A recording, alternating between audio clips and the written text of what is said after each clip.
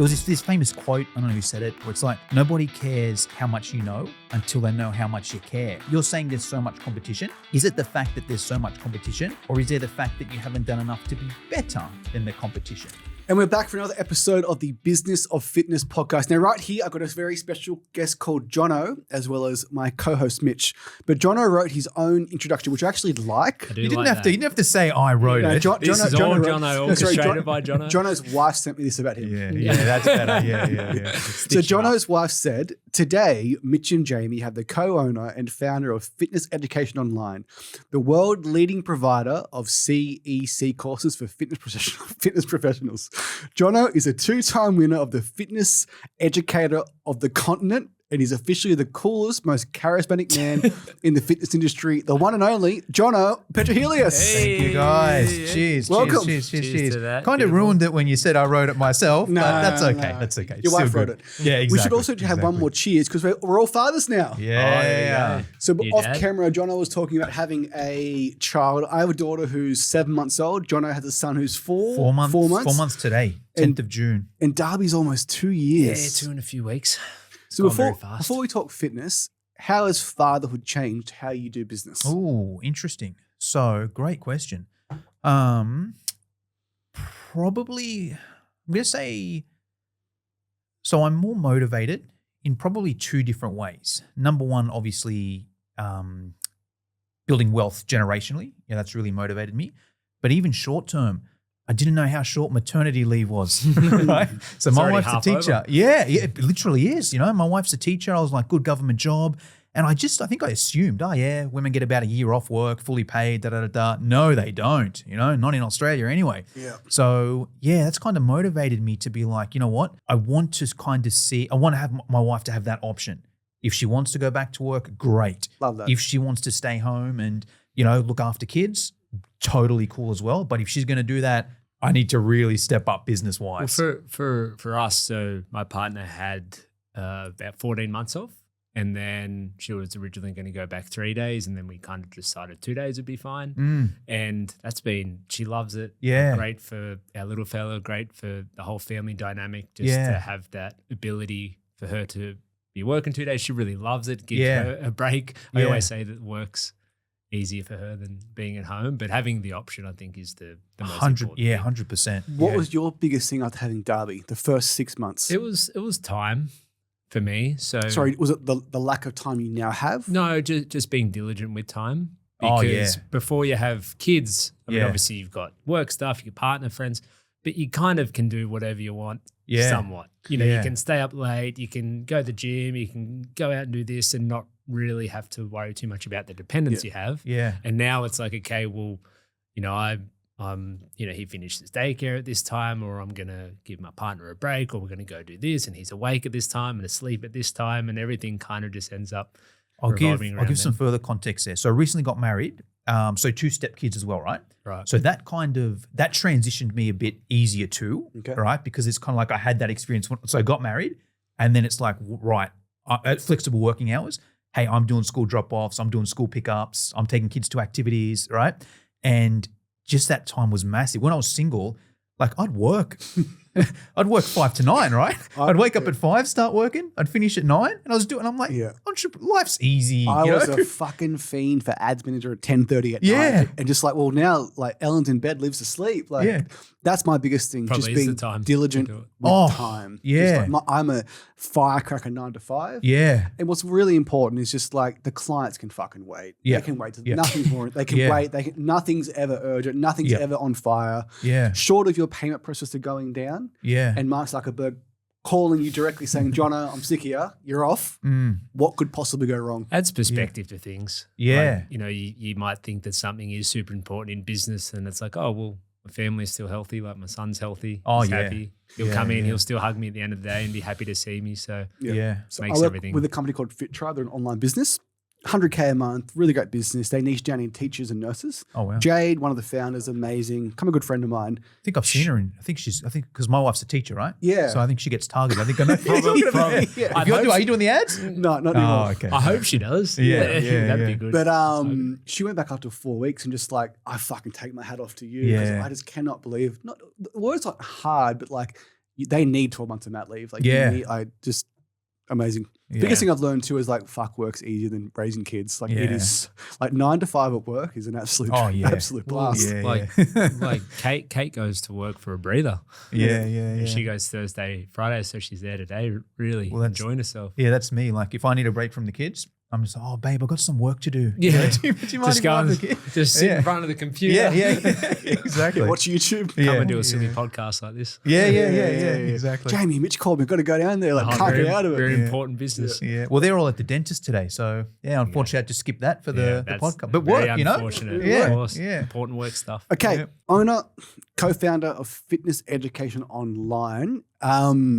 When I first had you on the podcast a couple of years ago, Mitch said, I used to fucking see that guy. I was the biggest fan of that guy's podcast. I will tell you, I have listened to all, not so much recently, I will admit, for no reason other than kids. Got a child now. But I used to listen to all your early stuff with all your, because we used to have our boot camp and you were talking about how to grow boot camp. So did you call him Mr. Boot Camp? Probably. And we were aiming to be Mr. Boot Camp. Yeah, I remember it. You had your, every 2 weeks, you'd have an event, you'd do a walk, and there was the upsell and referrals. So I've been listening for a long time. And then, you guys linked up and it's kind of cool to have So all the new blood in the fitness industry, there's 3 OGs here that have been around since 2015 when we used to. Oof, it's going to make me old. So I think started boot camp 2012. Okay.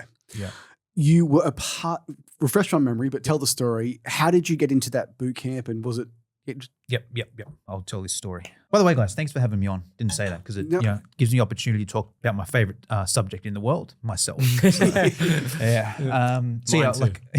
You. But me, thank you. So I finished high school, went to university. Actually did quite well at school. So became an exercise physiologist. 38 UAI, mate. What's that, sorry? 38 UAI. Try and beat that. Yeah. Didn't go too well at school. Didn't go too well at school. Well, it went all right, exercise physiologist and, finished that. And my original goal was to work in a hospital to do cardiac rehab, that kind of thing. And you can't do that without 5-10 years experience. I'd go to a job and they're like, look, go and get 5-10 years experience, then come back. So I was like, cool, I'll work in a gym or something. So got a job in a gym basically as a Cert 3 kind of level. I was cleaning the treadmills. I was restocking the Coke machines. I was doing the bathroom checks. And I was an accredited exercise physiologist, right? Yeah. So didn't feel good. And a lot of people kind of ask me, like, what else do you do apart from this? And I'm like, oh, nothing. This is it. And, it was a full-time job. The wage was $40,000 per year. Look, it is, 10, 15 years ago now, but still, even then, it wasn't great. No. Someone who's just for someone that's finished uni, even anyone, it was probably minimum wage, right? Yeah. So that kind of affected me a bit. And I just remember this. I'd been working there a couple of years. I was living at home with my parents. I had some money saved up. So I'll go to the bank and see if I can get a home loan and invest or something, And I went there and they're just like, you can't get a loan. And I was like, I just got to save up some more money. They're like, nah, with this wage, you're never going to get a home loan. Yeah, and I just felt like a loser. I was early 20s. I was like, man, who's going to want to date me? How am I going to be a father? Did you have an ego attached to the degree? Did you think you were smarter than you were? Should you earn more money? Well, look, short answer, yes. Yeah. And I'll dive into that a little bit more. At that stage, it was more just, not so much, there it was just in general. It was like, look, I know I'm not an absolute loser, where I can't do anything. So I'm like, I know there's got to be something better out there, right? So I started looking for opportunities and one came up at a boot camp franchise. And the CGAD was, hey, most of our instructors make $75,000 a year working 1 hour a day. Working 5 hours a week. One hell of that is a good hook. That's an offer. That's an offer. I'm like, it's a killer offer. I'm like, you still got that ad? Yeah. I'm like, well, here's the thing, right? And then I was thinking about it. I'm like, this looks like a scam. But even if it is, even if it's I was working 40 hours to make 40 hours a week to make $40,000 a year. I'm like, man, even if I have to work 40 hours to make that 75, done. What was this boot camp called? So it was Ashley Bynes. So there was an influencer. She's still around now. She's bigger back in those days, like 1 million followers. Ashley Bynes. She's like a billionaire, right? I don't know. That's It Steins. It Steins. It Steins. Oh, no. Yeah, similar style. Yeah. I think. I know Ashley. Definitely heard of it. Yeah. You can look her up on social. 1 million followers. Big name, right? On the Gold Coast. But anyway, so I applied for that job and was lucky enough let's call it a job, simplified version. I was lucky enough to get it, right? But the problem there was I'd never run a boot camp before. I was a qualified exercise physiologist. I was cleaning treadmills in Sorry, the just gym. jump in. Like this wasn't a job. You were buying a license model. So it was a revenue share model. Okay. All right. So we'll dive into that in a sec, but it was, so it wasn't a buy-in. It was basically rev share, right? You're running this location and we'll share the revenue there. You make $1,000, they get X amount. Exactly. 60-40 split. It was roughly 60-40 split my way. That's what Anytime Fitness does for trainers. There you go. Nothing's Yeah. changed. It's not a bad model. It's actually quite a good model. We'll dive into that in a sec there. Anyway, basically I exaggerated on my resume to get the job, right? So got this job as a boot camp instructor and had no idea what I was doing, right? Because in exercise physiology, they kind of teach you, right, someone's got a knee injury, get them to do 3 sets of 20 squats and just stand there and watch them. Not run around an oval. But the group dynamics, as you guys know. Now, I love a good boot camp, but the form is terrible. Everyone's doing everything. And as an exercise physiologist, you would have had anxiety seeing people doing their stand up, Mitch, and demo a boot camp squat. It's just like not the deepest squat you've ever seen. Look, I wasn't too bad at that side of things. It was more the group dynamics where I was just like, I'm used to just having one person and giving this person an individualized program. To have, it's a completely different skill set, right?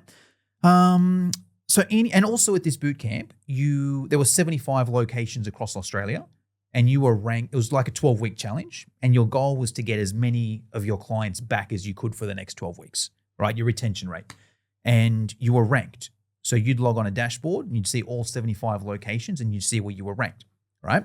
Initially, take a guess what I was ranked. 71st. I remember this. 75th. There you go, 75. Yep. I was dead last. Whole podcast. Yeah.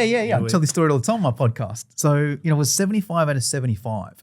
So it was the worst. And it wasn't like I thought I was the worst. It wasn't like the data showed. It was statistically I didn't have imposter syndrome, right? It was there was a pie graph. Now you really would have felt like a loser. Yeah. You suck at something when there's a pie graph and telling you how bad you are. the most qualified trainer there. Well, here's where that comes into it, right? So then we had to go to all 75 locations, had to go to this like conference at the end of the year in the Gold Coast. And I didn't want to go because I'm like... It's a 10-year high school reunion. Nothing's changed. But now you've got it on your head. At least at the high school reunion you can Mr. lie. 75. Yeah. I'm surprised you have to hang it over your neck. Yeah. So, and I was like, when you think fit... Because I need to know the other people at this stage. I was like, they're going to be supermodels. They're going to be bodybuilders. They're going to be influencers. And I'm just going to be this absolute loser, right? But side note, that kind of shows growth as well. And I'll speak about that in a sec.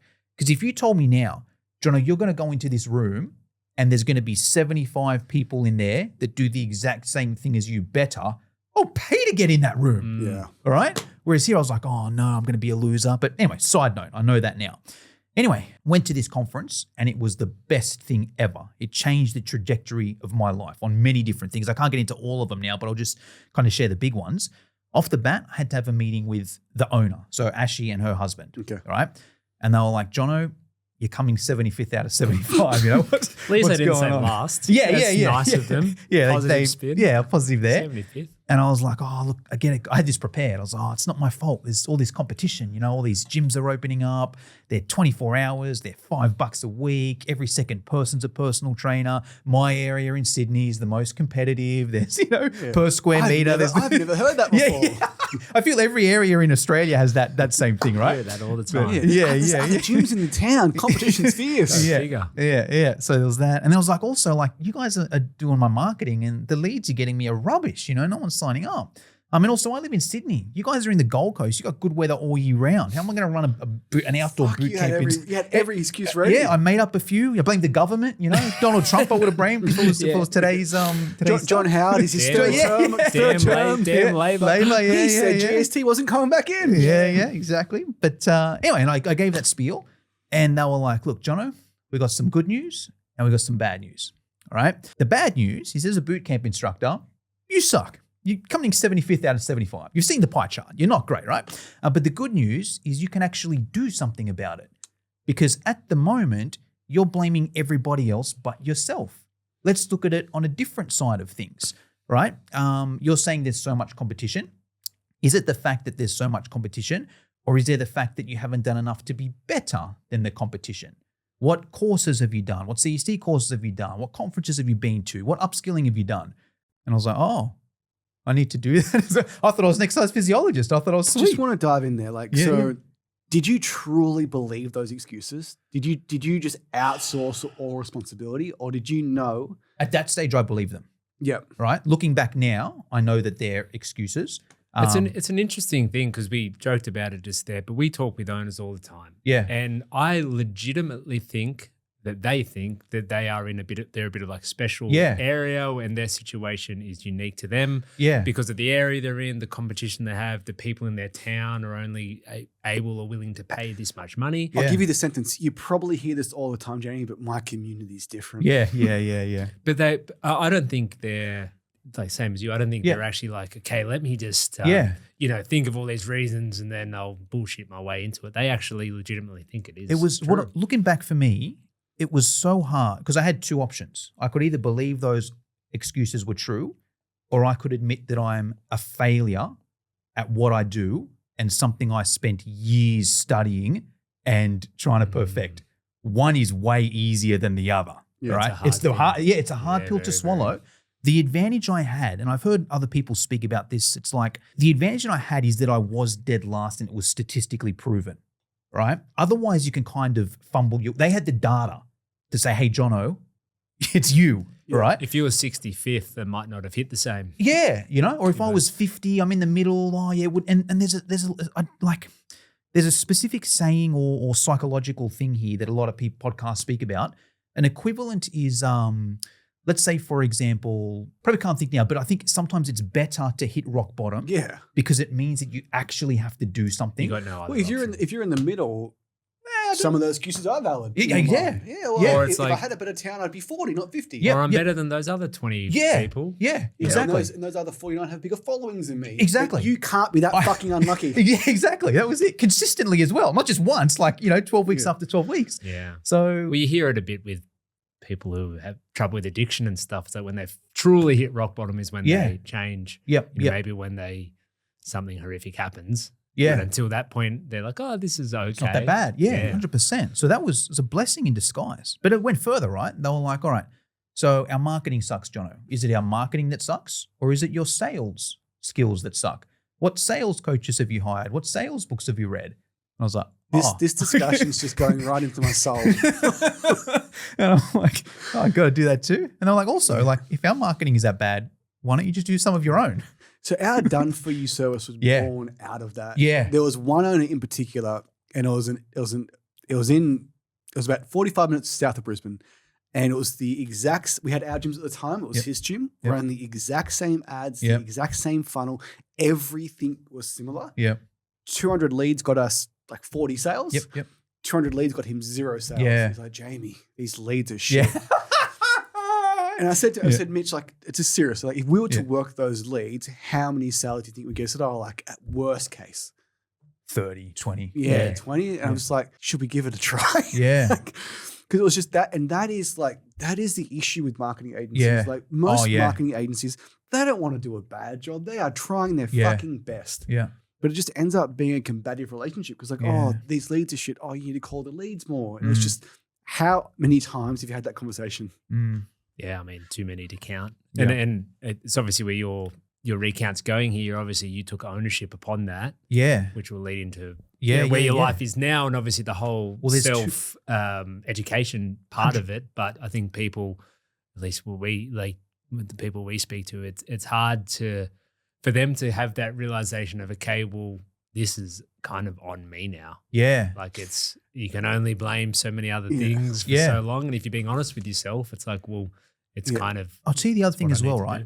And some of those things there was probably some truth in some of those. I don't think you're right? wrong in all those things. Like running a boot camp in Sydney, harder than the Gold Coast because of the weather. Yep. It's 10, 15 degrees colder in the morning. Yep. There may have been. That is a funny one. But that's not that's not false. Yeah, exactly. So it's like the way I kind of look at that is I'm not saying I was wrong with those excuses, right?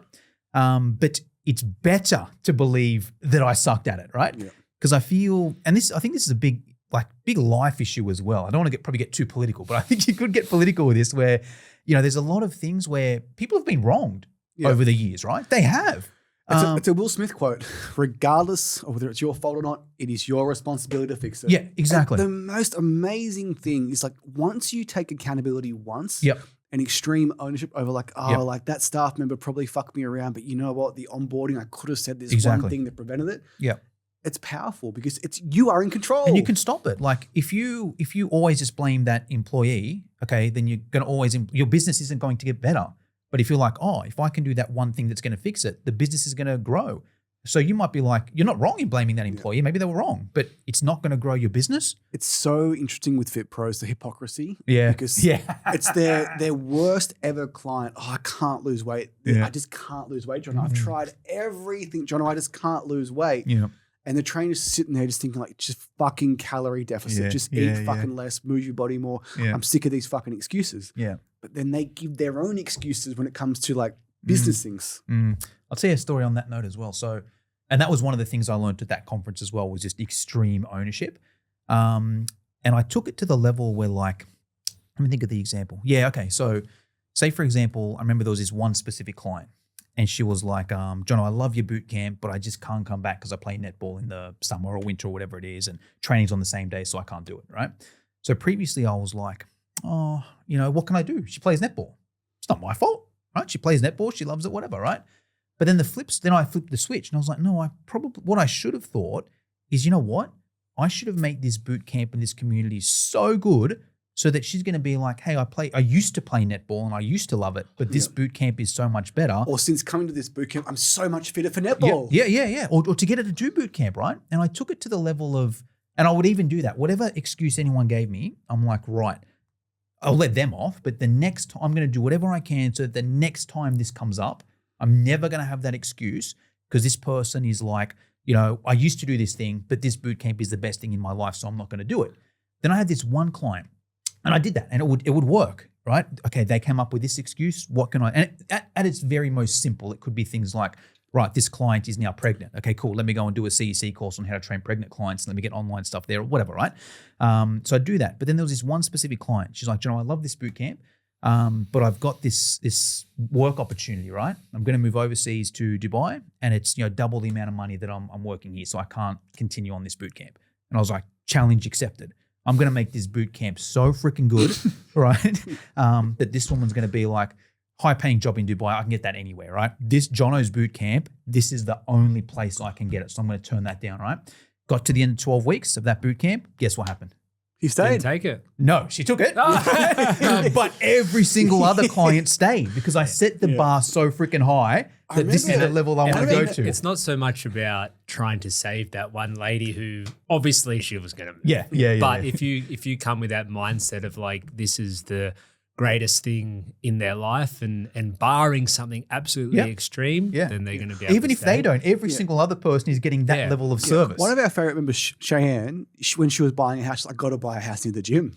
And her partner, Josh, was like, just a gym. Just a gym. Fuck, house prices are more expensive. And if you play the numbers on it, like if you have 100 of those conversations and if before 100 of them you didn't save, and then maybe 10 of them you can save or 20 or help, whatever number that is. And if you're profitable, that's cream. Yeah. 100%. Straight in your back pocket. But it's that extreme ownership side of it. And I think that's where, for me personally, I try not to get too invested in the news or the government or anything because there's not much you can do about it. Well, there's nearly nothing you can do about it. So why would you worry or be frantic about things you have no control over and take ownership of things that you do? Winners win. Yep.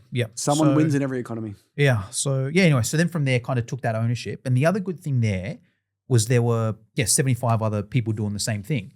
And you'd kind of sit at different tables throughout the weekend, right? And to start with, I just naturally shifted towards like 74 and 71 and 69. The loser table. Yeah.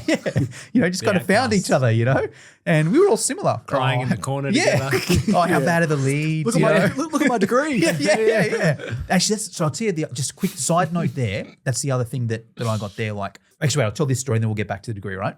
So sat with them and we were like-minded, whatever, and then switched tables after lunch. And I just happened to be with like number 1, and number 3, and number 5. And they were not what I expected. I was like, these are going to be influencers, bodybuilders, world-class athletes. These were just like everyday people, mums and dads, you know, people in their 20s, whatever. And I'm like, this is not what I thought. But here you go. Yeah, that is such a powerful experience. When you meet people you look up to and you realize they're not smarter than you. Yeah. It's mind-blowing. I've met people with like 8-figure business like. And sometimes they're not even smarter. They're like not even close. Yeah. Well, I'll tell you two things here, right? So anyway, and the conversations there. Their conversations were more like, oh, you know what I'm going to do for my clients? I'm going to give them this little thing for Christmas extra, this little gift or whatever. I'm like, these people are spending extra money than they have to on their clients. And originally I was like, oh, well, they've got the money. That's why. They've got all these clients that are coming first. Of course they can. See my degree? Yeah, exactly. And then they were like, oh, you know what? I'm going to save up because I want to do this course on Polycern or whatever, or this course on blood work. And I'm like, these people are spending thousands of dollars on education when they're already qualified. What idiots.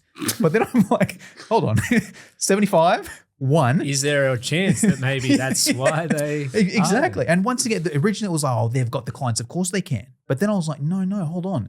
They've got these clients because they're doing these extra things. Is it the chicken or the egg? Yeah, exactly. 100%. Chicken or the egg.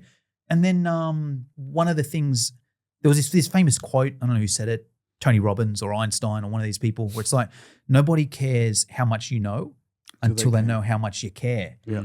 That hit me like a ton of bricks as the exercise physiologist. My claim to I'm the smartest. I know more. I want to jump in there. That is like the biggest thing we come across. My programming's better, like ankle dorsiflexion, correct squat techniques. No one fucking cares, mate. And we were successful because we never spoke about technique. Yeah. As long as they didn't hurt themselves, having a good time, let's fucking go. Yeah. Yeah. I think it's something where people, because they're passionate about a certain type of training or modality or something, they think that everyone else is going to be able to share that. Well, I've just finished my big bench session where I worked on my thoracic rotation, my thoracic extension. I pinned my scapulas back, making sure that it doesn't matter. Yeah, falling asleep just listening to that. Yeah, it doesn't matter. Yeah, so that was, my shoulder sore anyway. Yeah. Mustn't be doing it right. That was the big thing there, where it was like, oh shit, I'm trying to say that I'm this train with me because I'm an exercise physiologist. Not even knew what it was those days, So that was a big kind of flick there. But also even like Ashley, I don't want to tell too much of her story on here, right? But even if it's just like a snippet of it, right? Without a heap of context. So in those days, so say she had 75 locations, right? Each location was paying her about $1,000 a week, give or take, right? So there's $75,000 a week without running the boot camp. Passive income, right? Yeah. And then she kind of told her story and she's like, yeah, look, I'm no different to you guys. I didn't go to university, dropped out of high school. I got a job at Valley Girl. Actually got fired from Valley Girl because I couldn't really do that. And I'm like, fuck is my excuse. You know what I mean? Like, nothing against, but dropped out of high school. Well, she was telling that for a reason. Yeah, obviously. exactly. Yeah. And I'm like, that inspired me. I'm like, you know what? Because I come from quite a traditional background. My dad's a high school teacher, head teacher. My mum's a psychologist. Was kind of taught, hey, here's how you get ahead in life. Here's how you make money in life. You do good at school and you go to university and you do that for 30 years and make $75,000 a year. Yeah. And I'm like, hold on. This woman's making $75,000 a week without getting out of bed. Yeah. Maybe my parents weren't, not saying they're wrong with that. Times just changed. Times have changed. Yeah. And that's the thing, like 30 years ago, that probably was a better way to do it. Now, since the invention of the internet and AI, maybe there's other opportunities. My dad tells a story that when he was, and he's almost 70 now, so when he was 20 odd, he wanted to get into real estate. And his mum was like, don't be stupid, there's no money in real estate. And he lived in Sydney. Imagine if he had of. Yeah. If so one place in Dover Heights and, there's a year's income. My point is just times obviously change. Technology changes, business changes. Modern Wisdom with Chris Williamson. Oh, yeah, love it. It's 2D lesson versus a 3D lesson. Yep. 2D lesson, you can read it in the book. People don't know. People don't care until they realize how much you care. But when you get that 3D lesson, when you're in person with someone and you hear the number one person say it, it fucking sinks in differently. Yeah. Like just because you can read as much as you want in a book. Yeah. Die with Zero, Bill Perkins, Chris Williamson, Love that great book, by the way. What was it? It's called Die with Zero. It's about like how to just effectively live life and then die with zero. That's like, great. but his whole thing, like I read the book and it was great. And then I had him on my podcast and like we finished the podcast. Like, do you want to go water skiing? Like, mate, it's Tuesday. He's like, yeah, I already fucking booked it. Then after water skiing, they had dinner. And after dinner, they went to another bar. That's great. Because he dies with zero. It's like, oh, fuck, that was a 3D lesson. Yeah. Like, there's nothing I could have read in that book. That was more important than like experience. How does he use his time like that? So anyway, so there was those lessons there. But anyway, I left that conference and I was like, okay, right, I'm motivated. I know what these people do. And I didn't really have another choice. It's kind of like, I either leave this and go back to the gym and clean treadmills for, $10 an hour or whatever it was, or I kind of listen to what these people are saying who, make $75,000 a week, right? So first thing I did is booked into like a CEC course, boot camp CEC course, whatever. Did that. And it was great. At the time, it was, I don't know, $300-$400. And it felt like a lot of money at the time because I'd never really invested in education. And I was like, I'll do it, give it a crack, whatever. And it was great. Did it. And it was more kind of the workout side of things. So just got a bunch of different workout ideas, group dynamics, like different stuff, and was able to come back to the boot camp and just make it way better. And also simultaneously, I was also working at Crunch Fitness as a group fitness instructor. Right. So I'd strategically was like, let me see who the best group fitness instructors are and let me go to their classes and let me see what they're doing that's so different. And like that CEC course combined with seeing the different instructors, because with the different instructors, like I go to Jayme's class and see what he does really well, go to Mitch's class, see what he does really well, and then combine them together, come up with my own that's kind of better than those two. And as a result, the retention numbers were way better. So I had more clients, had more referrals. And I was like, this is great. Like I paid $300 for this course, but I probably made $1,000 back. How important do you think that feedback loop is? Oh, massive. If you were doing all that and then your numbers stayed the same, would you be like, oh, stuff it? Yeah, exactly. 100%. It was, I don't know whether I'm not going to say luck because I probably went in there being like, well, I need to do this. I need to get better. There's not kind of no other way. But yeah, 100%, especially with that, because I saw a direct ROI. This was before I was doing ads or whatever. And I'm like, hold on, I put $300 in, made $1,000 back. Yeah. Let me put another 300 in. Where can I go to do another? And then did another boot camp course and then same thing. And I'm like, this is sick, right? Let me do all these courses. Hack the system, yeah. And long story short, did that for a year, right? Came back to that same conference. Retention rate was 100%. It used to be 30%, right? I'd have 10 clients, 3 of them would come back, right? Yeah. Built it to 100 clients and 100 of them came back and was ranked number 1 in the franchise. Right, did that for a couple years straight, and then from there, other trainers started to be like, "How are you doing? I remember you when you were a loser. Yeah, how have you got opened up a second location, built that to 50? They're like, how are you doing this?" I was like, "Oh, it's quite easy. Just do these 10 different CEC courses, listen to these 100 different podcasts, read these 20 different books, and call it damn leads." yeah. But they were like, "No one's going to do that." And I was like, you know what? I feel I can put together my own course that's kind of everything you need and nothing you don't. Because I might have read a book and it might have taken me a week to read that book. Yeah. And I might have just got 1 or 2 good points about it that were specific to boot camp people, right? Yeah. Same thing, I might have done especially in those days, I might have done a CEC course on sales, but it was so tailored to, hey, you work in a gym and you sell one-on-one personal training. Some of the principles are still the same, but I had to do some mental gymnastics to be like, okay, that's what you do in the gym. How can I do it for boot camp? Yeah. I'm like, I can put together a course that will just save people so much time instead of spending 2 years doing all these different courses and reading these books and podcasts. Do this online course with me and you'll get all that knowledge. And that was specific for starting a boot camp or running? Running. Yeah. Because when I first came across your content years ago as a podcast, because we had our boot camps at that time. Yeah. So it was like, you were speaking to us. It was like directly. Especially in those days, it was such a niche for people running boot camps that didn't really have the experience. Can we just profess our loves of boot camps? Yeah. I'm serious. It's our number 1 piece of advice for any fit pro. 100%. Before you sign the big 5-year lease, before you do the franchise agreement, start a boot camp in the town that you live in. Yeah. Rent a hall, rent a park, do 10 sessions a week, have a direct debit. So easy. You can get it to 100 members. Like our best ever business that we ever opened was our boot camp at Warners Bay. We ran morning sessions only. It was 5:15, 6 a.m., 6:45, Monday through Friday. Yeah. Rented an indoor cricket hall. Yeah. Just like close to 100 members, and I was paying $40 a week. Yeah. So if you're an owner operator, you finish at 7:31 a.m. Yeah. You pay the cricket hall $400. You profit $3,500 a week, which is more than Well, any owner I've ever spoke to. And I think with it comes the ability to then, if things are going well and you love it and you're getting clients, and okay, I can upgrade to a facility and turn it into a studio of some sort. And you know you got the skills. You're like, I know that I can keep people, I can get people.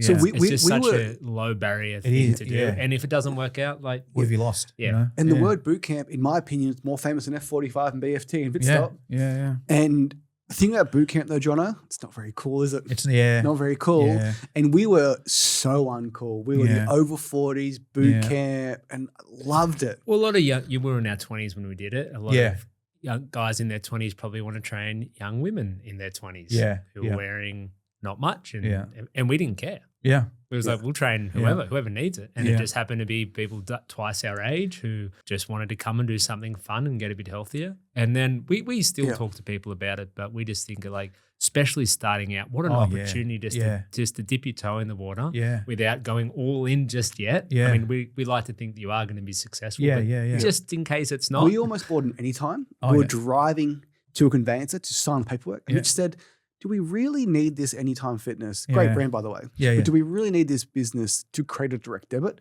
Which is what all PTs want. Yeah. And then we just did this 10-week boot camp and grew it to 509 members in 12 months and truly like bought our cars, bought our houses, opened our next 6 locations and led to FBC. So like go start a boot camp today. I'd say a couple of things with that, right? I feel like even now, speaking about like wives, maternity leave, whatever, right? I even said to my wife, I was like, you know what? Like super low barrier. If you don't want to go back to work, go and do a Cert 3 and 4 with me, right? Give you a discount. I'll give you a discount, or I probably won't say this, but I was going to say, even don't do the Cert 3 and 4, and just run the boot camp. Like, I'm not saying that. I think everyone should get qualified, but there are people out there that don't even have qualifications to do it. But either way, I was like, go and do the Cert 3 and 4, and then literally, babe, like you could just start up a boot camp down the road at Mascot, right? Just get 20 people in there, right? They're paying $50 a week. There's $1,000 a week. Run one session. Babe, just go and do 9:30. I guarantee you there's a bunch of mums from school and whatever that that will just love it. They drop their kids off. They want to go somewhere that's kid friendly. Like you could get, I know how to do ads or whatever, right? But even you could just get 20 mums from school. Mums groups. Yeah, mums groups from school. You could get 20 people. They pay $50 a week. You get 20 of them. There's $1,000 a week. You're working 1 hour a day and you get to work out in that hour anyway. Yeah. And then you're a mum the rest of the time. Like, okay, it's not what you were earning as a full-time teacher, but for 1 hour a day, it's pretty juicy. Take Bub with you and in the pram off to the side. The thing about boot camps too is it is just, I feel like there's a collective groaning of, another gym just opened up. Yeah. You don't get that with a boot camp. It's the still same unique. thing with like we had Vision personal training before.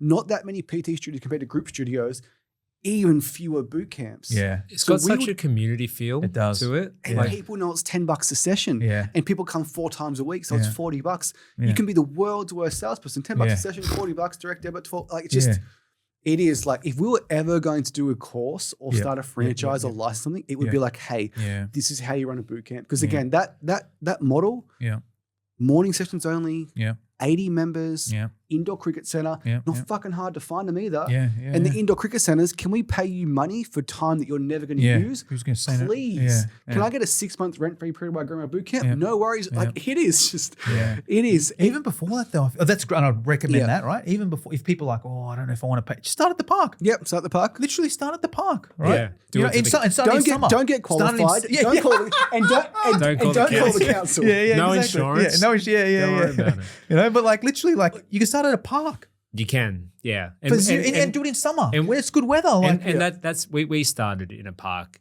And we didn't call the council, so we were a bit on the dodgy side. We got kicked off the ground and then got a girl guide hall. We had girl guide halls, we had scout halls, we had community halls. We just wanted a wet weather option. You need it. But see what else, right? This is what I've noticed a lot of people do now in that kind of boot camp space. They just do them on Zoom now. So the wet weather option is Zoom. It's like, we go and train at 9:30 a.m. Hey, and you tell them before on the sign up, if it's raining, no dramas, we're going to do Zoom. Now, people may like that, they may not. But it's You got even the like, option. an option that we needed a wet weather option 10 years ago. Now, like, you can do Zoom very as your true. wet weather The option. passion for boot camp in this room is just off the Oh, charts. yeah, We should start a yeah. boot camp business. Yeah. How I've to got grow a one. boot camp. Yeah. Sorry. Yeah. But it's just Jono's like, wife can run it. Yeah. but Exactly. it's just, I cannot stress this enough. Like, Yeah. it bought my house Yeah. and it wasn't the coolest thing in the world. Yeah. But the other thing too is when you get women in their 40s in Yeah. the boot camp, because they're so out of shape, Yeah. it changes their lives too. Yeah. Just a little bit of movement, a yeah, little bit of yeah. water, a little bit of friendship Yeah. goes a long Friendship way. massive too. And I had a real big fucking chip on my shoulder when I was younger because people would like put down on boot camp shit, technique shit. They don't know what they're fucking doing, no equipment, all this. Like, yeah, but we've got more fucking transformations than you guys. Yeah. So shut your mouth. Yeah. Like, Like, who's really winning? it used to bother me so much because people would look down on us. Yeah.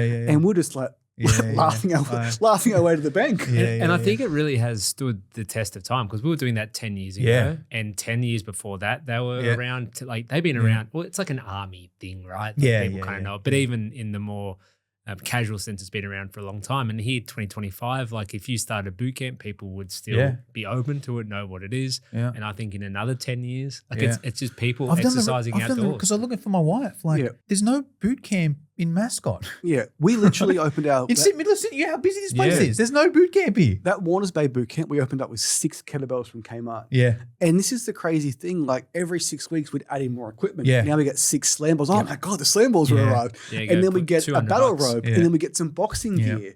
And we'd almost do a pre-sale around each Yeah. equipment drop. Yeah. 100%. So your first course was based around how to run a successful boot camp. Yeah. I'll tell you that story because this is a good one too. This is more for people that are like wanting to get in the education or online space, right? So I was like, right, I want to put together this course. I know there's a market because I'm going to these weekend workshops and there's, 10, 20 PTs there paying $300-$500. There's a market. I just need to get in there, right? But I wanted to do it online because I was so busy with boot camp as it is, right?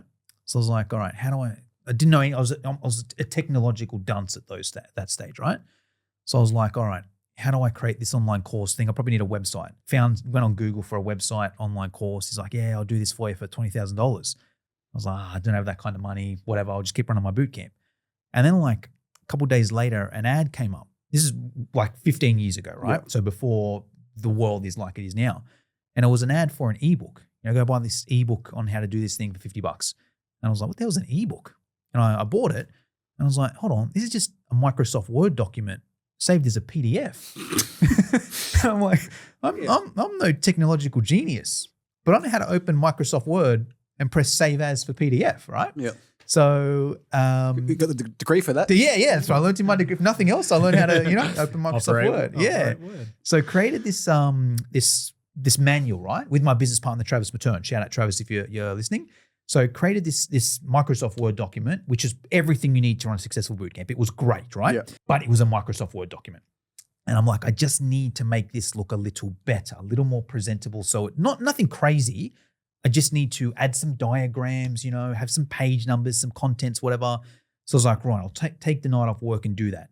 Tried and I made it look worse. Like if you don't know Microsoft Word, you put a picture in, it indents whatever, I made our timetable with Microsoft Word. This is before, we're old, before Canva. Yeah. I remember Word. They It's did what all that. the uni used to be through, Yeah. Microsoft Word. Yeah, so I did that, right? I couldn't figure it out. So I'm like, okay, I got to go on Google and find the answer. Went on Google, then stumbled across the website Fiverr. Right? Didn't know it at the time. And for anyone that doesn't know it, it's basically this website. You can get anything. In those days, you could get anything you want done for £5. It's an English thing, right? £5. So I went on there and I'm like, this site's great. Like there are people that'll edit your thing for $5. They're all sort of crazy things. I'll pretend to be your girlfriend for $5. There was one guy I still remember. He said he'd slap himself in the face for $5. All right. I would have paid for that. I did. I was like, this can't be right. While let me see what it is, right? So I paid him the £5, and like within an hour, he sent me the video of him slapping himself, right? And he went hard. He didn't hold back. I was like, this was a good use of $5, right? But anyway, that got me thinking because I was like, hold on a second. I was like, this guy didn't like say my name personally. And he didn't like have a date stamp or anything. He had one slap video. Yeah, I went back in. What he sent me was an unlisted YouTube video that had 100,000 views. So 100,000 purchases, maybe, or at least you watched it a few times. Oh yeah, that is true. That is and true. You might have sent it to your mates. That is true. That is true. But either way, let's not ruin a good story with the truth, right? Yeah. Either way, that guy slapped himself in the face once, and let's just, for argument's sake, let's say each person paid for that, right? That's $500,000 slapping himself in the face. And if you saw this guy, he had no personality, no charisma, no sense of humor.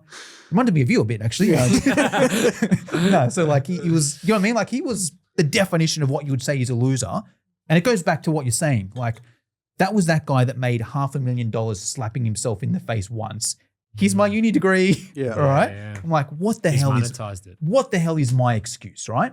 But also I was like, oh, hold on. I can actually get video content on this course as well if I just use my phone and put it on YouTube and make it unlisted and then add it to the ebook. Now, there's better ways to create an online course now, but the message I'm kind of saying here is, so that first course started up with $0 or $5 investment, or 10 if you include the slap. So 5 of the slap and 5 of editing that document, right? First year, I think we made, it's not a lot, but we made, I think maybe $15,000 from that course. Good ROI. Right? Yeah. Crazy ROI, right? And then obviously we created more courses. That's better than Bitcoin. That's better than Bitcoin, right? And then obviously created more courses from there and kind of grew there. But the message of that one is, and it's kind of similar in the bootcamp phase. I feel a lot of, but also personal trainers in general. But even if we keep it at bootcamp, right? I feel a lot of bootcamp instructors, right? I'm going to have the best bootcamp ever. I'm going to get 20 kettlebells and 20 medicine balls and 20 battle ropes. And they're there with 20 kettlebells and no people, right? The better way to do it is let me start with absolutely nothing. Okay, now I've got some income coming in, make it better, right? Similar kind of thing with that online course thing. I'm like, okay, let's start with absolutely nothing and let's get revenue coming in and then let's get that to improve. Probably similar to your kind of bootcamp thing. It's like, right, we got some money coming in. Now let's get an online platform, right? We went from Kmart to Rebel Sport, Jono. Yeah, there you go. We did. Audi was in there somewhere, I think. Yeah. A few Audi kettlebells.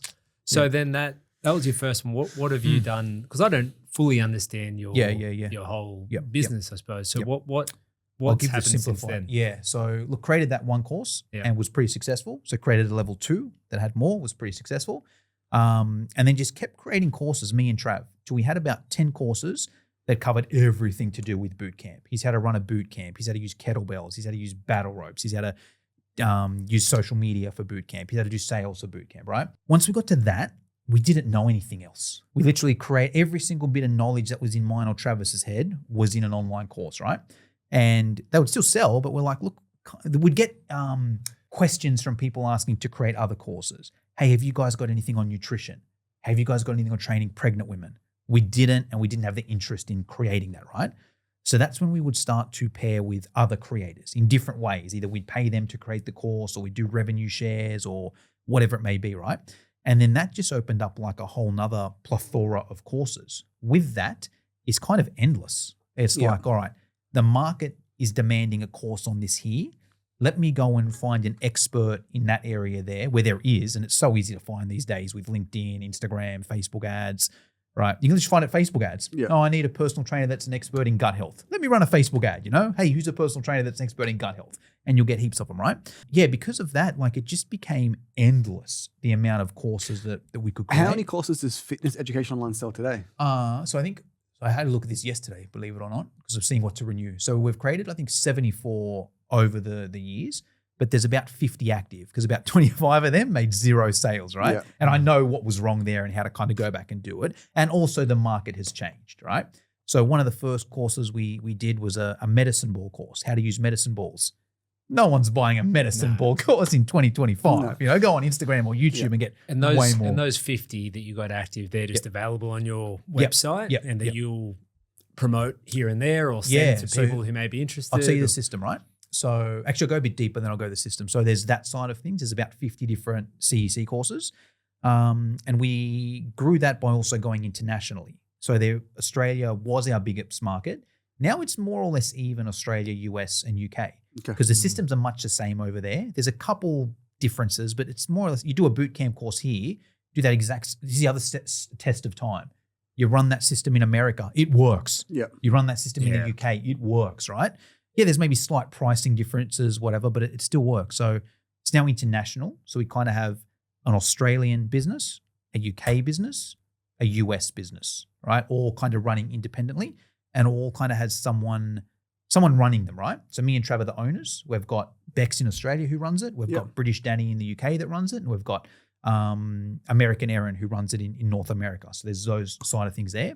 And then we've also paired with an RTO. So we deliver a Cert 3 and 4 in fitness as well. Yep. And there's other things where we're kind of working on as well. What's your hero course? Is Cert 3 and Cert 4 the gateway to the next course? A better question, do you feel like you get more fit pros coming to you to enter the fitness industry or fit pros that are already in it that want to upskill? Gotcha. So I would say, okay, so there's two things there. So I also run another brand. Not sure if you guys know, I don't know if I can say it. Yeah, I'll say it, whatever. Women's Fitness Education. Yep. All right. So that's kind of like a sister brand of FEO. Yep.